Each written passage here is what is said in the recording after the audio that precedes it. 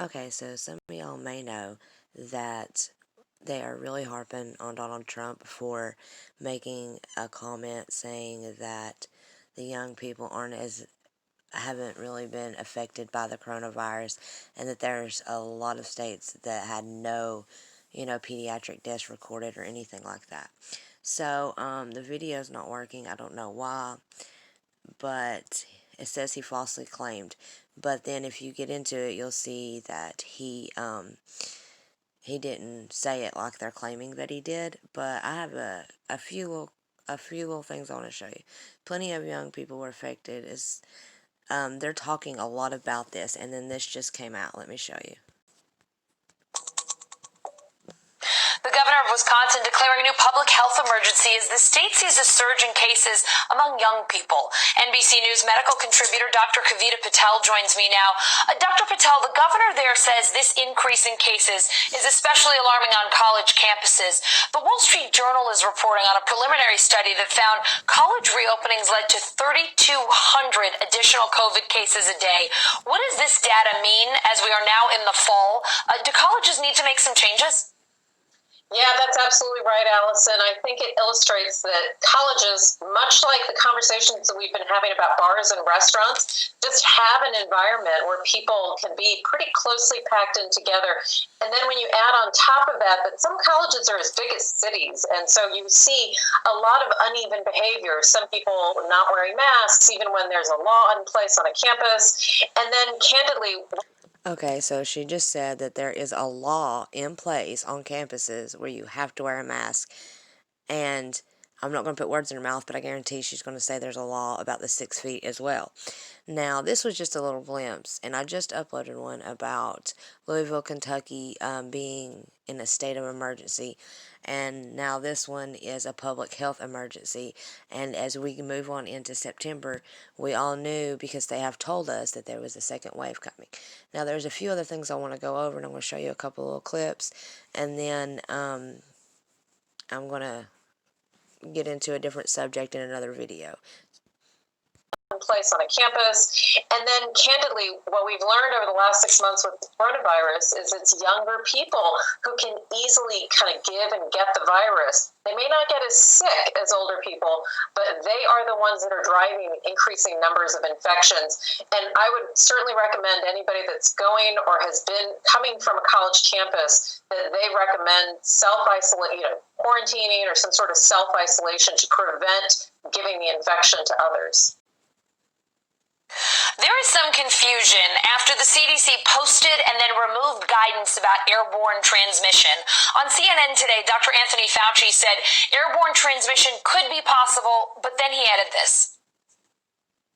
But in some respects, Sanjay, it doesn't matter because the things that you want to do to avoid that, make sure there's good ventilation. When you're indoor, keeping the windows open, wearing a mask indoor.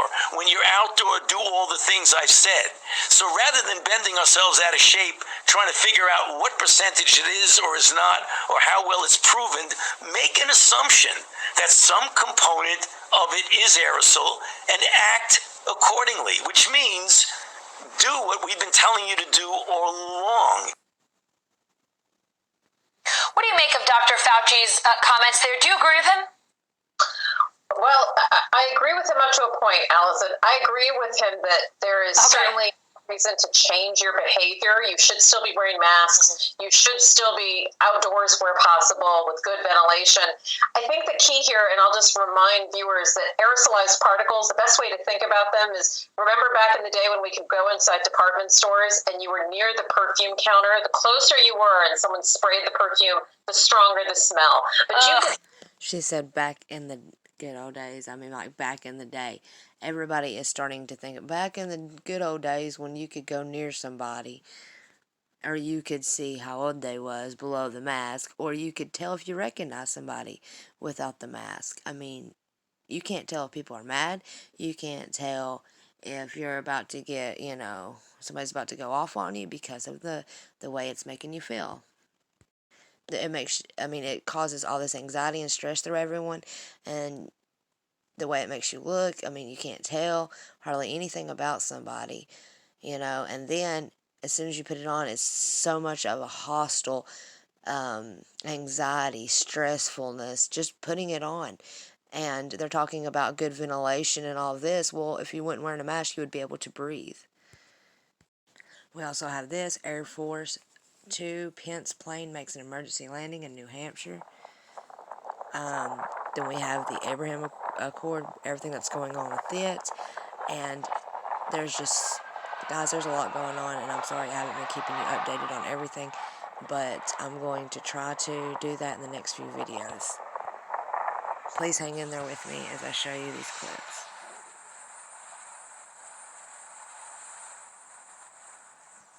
I will probably try to go live this evening, or maybe, you know, it's like after 4 in the morning, so it'd be later this evening.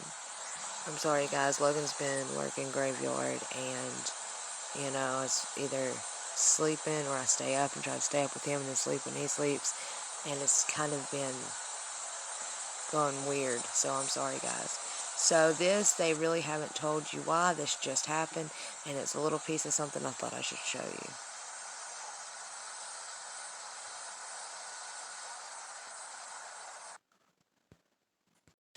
Okay, so I was going to show you another Good evening clip tonight. When asked about the fact that more than 200,000 people about how they're talking about how Trump made this statement, and they're completely rewording it. in this country have died of COVID on his watch, here's what the president said and did not say about that horrific milestone.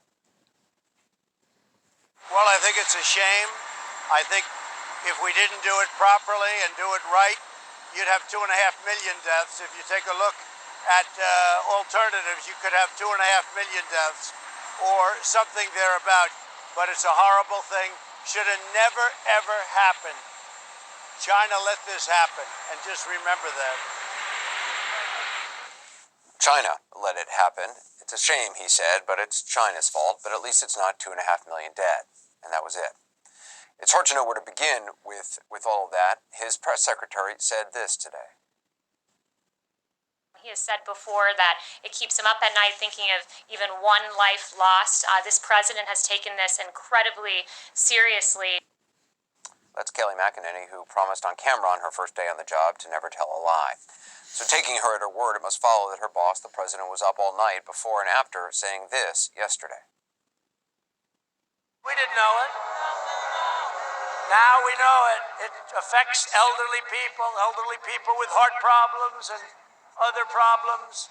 If they have other problems, that's what it really affects. That's it. You know, in some states, thousands of people, nobody young, below the age of 18, like nobody. They have a strong immune system. Who knows? You take your hat off to the young because they have a hell of an immune system. But it affects virtually nobody. It's an amazing thing. By the way, open your schools. Everybody open your schools. It affects elderly people, that's it, he says. Among anyone else, it affects virtually nobody, in his words. Virtually nobody. Actually, Mr. President, it has affected and sickened and killed people in every age group, from toddlers to the oldest Americans. We've seen college football players develop heart issues, children get strokes, we've seen people of all ages get sick. It certainly is deadlier to seniors, but anyone can get sick and anyone can pass it on to other people. But even if you believe that it only affects elderly people, as the president said, meaning kills them, are elderly people now disposable in this society? Is that the country we now want to live in?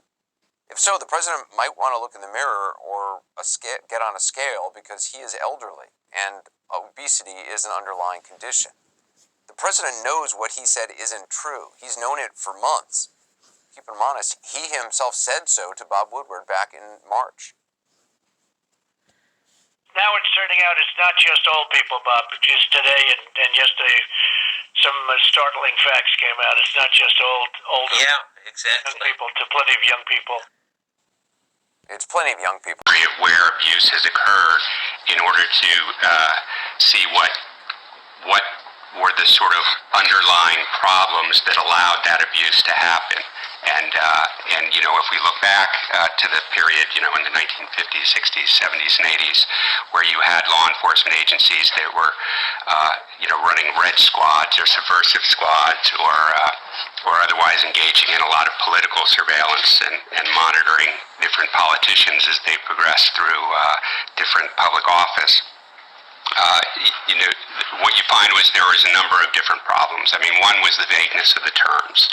Even the term intelligence is not really very well defined. I understand the intelligence community doesn't have a definition for it, so, it's unclear what it is we're talking about. And because of the vagueness of the terms, terms like national security or public safety, what that means, a new one that's come up with regard to fusion centers is that they're not just counterterrorism and anti-crime, but also looking to protect against all hazards. So that's an extremely broad mandate. What we've seen in the past is that law enforcement officers see them not just tied to criminal justice mission, but defenders of the status quo, and they, are then hostile to things like protest or dissent or any challenge to the social order, which drives a lot of the, racial profiling and other improper police activities. So it was very important in the 1970s and 80s when reform began to put in, and Sheriff Bach has already mentioned 28 CFR Part 23, which I'm sure you all know like the back of your hand. But in the law enforcement community, that actually is known like the back of your hand. And FISA mentioned our interactions with the Information Sharing Environment Suspicious Activity Reporting Program, and I'll say that our allies in that effort in many cases were state and local law enforcement agencies who recognized how important that standard was and were afraid that if the ISE adopted a lower standard, it would harm their own efforts within their communities. 18 states plus Puerto Rico report a disturbing increase in coronavirus cases over the past 2 weeks. 25% or more in Wyoming, Connecticut, Wisconsin, Rhode Island, Utah, Colorado, New Hampshire, Nebraska, Oklahoma, and New Jersey. Nationwide, 421 deaths yesterday alone. We don't know if this is a bump because of Labor Day or if this is a trend moving into the fall. And if it is a trend moving into the fall, then the concern there is that the numbers could be even higher. COVID is also increasing overseas, with new restrictions in Europe, including Britain. Tens of thousands of daily infections in October would, as night follows day, lead to hundreds of daily deaths in November. New research indicates 80% of people who contract COVID do develop symptoms, and most who don't still have as much virus in their noses and throats as someone who's visibly sick. Meanwhile, with Halloween just over a month away, the CDC is recommending against traditional trick-or-treating that could spread COVID across neighborhoods, instead recommending pumpkin carving and socially distant costume contests, and perhaps leaving grab-and-go goodie bags for kids who insist on going out.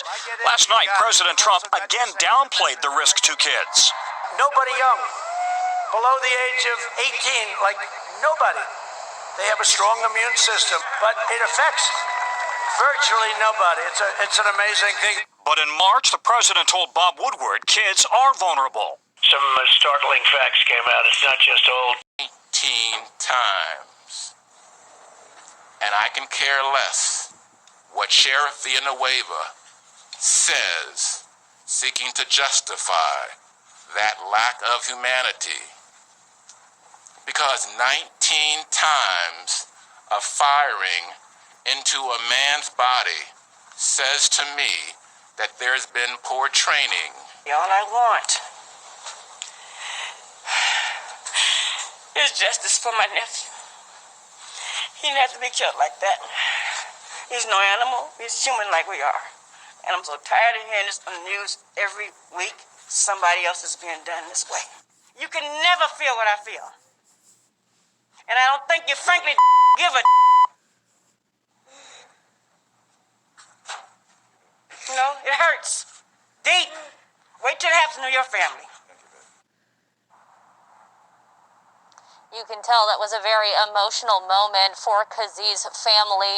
Now, attorneys are also calling on District Attorney Jackie Lacey to arrest the deputies involved in this shooting, as well as bring charges against them. They also want the names of those deputies released. Reporting live, Lizzie Betty, CBS 2 News. Officer accused of living a secret life as a spy. Tonight he is in federal custody for allegedly acting as an agent for China. Good evening, I'm Christine Johnson. I'm Maurice Dubois, now on CBS 2 and streaming on CBSN New York. The award-winning officer is accused of accepting money for spying on Tibetans. CBS 2's Ali Bauman live outside the 111th precinct in Bayside, Queens, where he worked. Ali?